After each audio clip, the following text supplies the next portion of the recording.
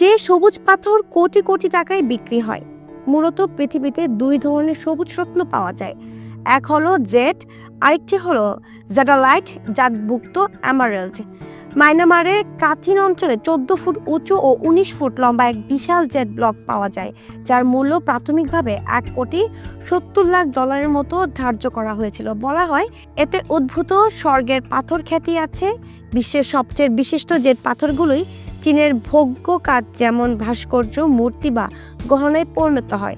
Emerald হলো একটি মার্জিত সবুজ রত্ন যা ব্রাজিল, কলম্বিয়া, জাম্বিয়া ও ইথিওপিয়া থেকে উত্তোলিত হয়। এখানে রং ও সচ্ছলতার আধিক্য সামগ্রিক মূল্যের বড় নির্ধারক হিসেবে কাজ করে। কলম্বিয়ার চক এমারেল্ড বা জাম্বিয়ার বড় সাইজের এমারেল্ডগুলো হাজার হাজার ডলারে বিক্রি হয়, কারণ এগুলো দুর্লভ। পৃথিবীতে এমন অতি বড় ও উৎকৃষ্ট মানের সবুজ পাথর খুবই বিরল, যেমন মায়ানমারের বিশাল জেড ব্লক বা কলম্বিয়ার বিশুদ্ধ এমারেল্ড।